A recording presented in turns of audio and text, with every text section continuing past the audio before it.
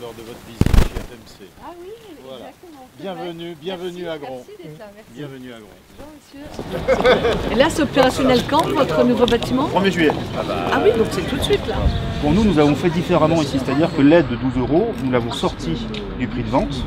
Et si on la touche, on la touche, si on ne touche pas, on ne touche pas.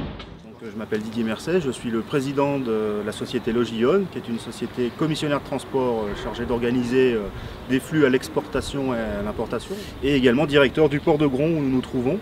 Et le port de Gron, c'est une infrastructure portuaire qui a été principalement financée par l'Europe, à hauteur de 40% pour un budget de 5 millions d'euros au final. Et grâce à l'Europe, grâce à ce financement FEDER, nous avons pu donc en 2010 livrer cette infrastructure. L'Europe nous a aussi permis d'étendre ce port à 22 000 m² avec la livraison d'un bâtiment logistique qui va être sous douane. Et la venue de Nadine Morano pour nous est très importante dans le sens où elle est effectivement dans cette fibre européenne et qu'elle est un véritable soutien, où elle est à notre écoute par rapport aux problématiques que nous pouvons avoir. Donc c'est une véritable bonne chose qu'elle soit venue ici nous voir sur le port de Gron. C'est le plus efficace.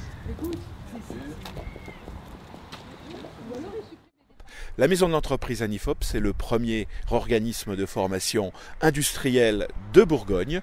Nous accueillons à l'année environ 850 apprenants alternants, apprentissage, contrat de professionnalisation, et puis 5000 stagiaires de la formation professionnelle continue, des salariés de nos entreprises ou des demandeurs d'emploi qui sont en reconversion ou en acquisition de savoir et de savoir-faire.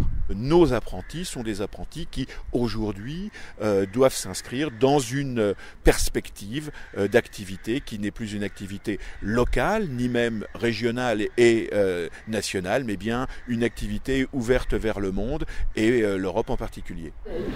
Le secteur de l'apprentissage, ça permet de choisir, c'est un peu comme un mécano. On peut choisir jusqu'où on a envie d'aller. Et en plus, on a besoin de formations très professionnalisantes. Donc vous êtes dans le bon secteur, je vous félicite et je vous souhaite bonne chance.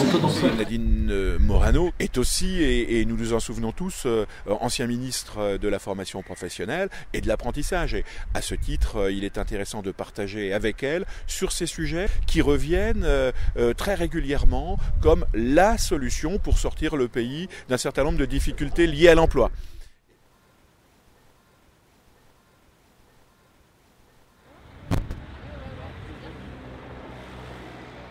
Alors François Jacquet, donc de Joigny. Merci.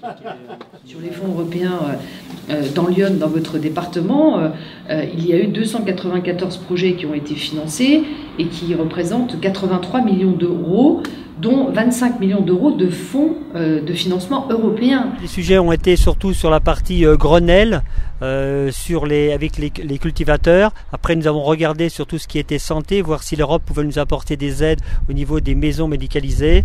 Et nous avons continué à développer sur la partie développement économique et surtout le lien avec les régions qui, eux, vont récupérer les aides européennes. Et surtout, c'est la préoccupation du moment pour que réellement les aides puissent revenir sur les territoires qui sont un petit peu excentrés des régions. Je soutiens Nadine Morano parce qu'elle est sur une bonne équipe et avec Arnaud Danjean qui était député européen sortant et qui vraiment a fait un excellent travail. Donc avec ce tandem, ça nous permettra d'avoir une équipe dynamique et puis qui permettra en même temps de tirer notre pays vers le haut.